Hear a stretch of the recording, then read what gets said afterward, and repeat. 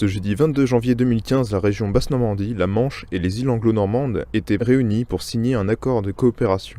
Un événement historique selon Laurent Beauvais, président de la région Basse-Normandie. On pourrait même peut-être dire que cette manifestation est historique puisque pour la première fois, je crois, nous venons de signer avec les 4 îles anglo-normandes, Jersey, Guernesey, Aurigny et Sercq, un partenariat, une coopération avec le département de la Manche, évidemment, puisque lui, depuis déjà quelques années, il a initié le renforcement de ses relations avec les îles anglo-normandes, mais aussi la région de Basse-Normandie, qui jusqu'alors avait accompagné, mais n'était pas intervenu en première ligne. Cette fois, c'est fait, et je suis très très fier que, avant même que la Normandie arrive, déjà, nous ayons consolider, renforcer ces coopérations car elles ont des promesses pour nous et pour les îles anglo-normandes. Et c'est pour ça que ce moment, je pense, est assez important aujourd'hui. Pour en apprendre un peu plus concernant le but concret de cette coopération, nous avons rencontré Jan Gorst, Chief Minister de Jersey. Nous nous attendons à un partenariat très général concernant en premier lieu les énergies renouvelables avec un développement des ressources éoliennes et hydroliennes, puis une coopération sur la santé, l'éducation et la culture. Pourquoi a-t-il fallu attendre 2015 pour que cette opération s'officialise enfin?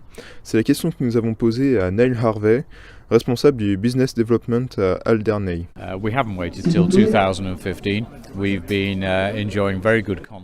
Cela fait déjà quelques années que nous sommes en relation avec messieurs Legrand et Beauvais. C'est par ce contact que cet accord de coopération a vu le jour. On espère que cet accord donnera forme à quelque chose de concret qui bénéficiera à l'ensemble des Normands.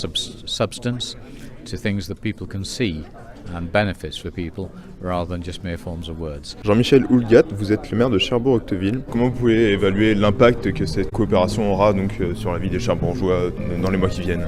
Je pense que l'impact ne sera pas immédiat, il va être à moyen et à long terme. Donc il y a bien une volonté donc, de l'ensemble de nos amis anglo-normands de vouloir se rapprocher de la Basse-Normandie, mais au-delà de la Basse-Normandie, de la Normandie. Donc c'est la Normandie entre guillemets du Grand-Duché qui a une volonté de travailler en commun sur un certain nombre de projets, donc projets qui ont été énoncés. Bien évidemment, le sujet des liaisons maritimes, c'est un sujet important.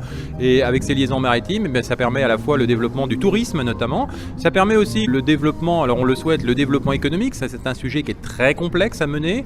Le développement aussi des échanges universitaires. Il y a déjà des ressortissants des îles anglo-normandes qui fréquentent l'université de Caen Basse-Normandie, notamment à travers le droit normand.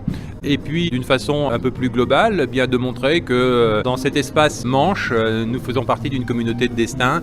Et moi, ça me paraît extrêmement important. Donc, les bénéfices qu'on pourra en retirer, je pense que dans un premier temps, ça sera peut-être touristique. Puis, je le souhaite, moi, même si c'est toujours très difficile sur le plan économique, avec des échanges maritimes. Léo Lacroix, Romain Odaillé pour AgFM.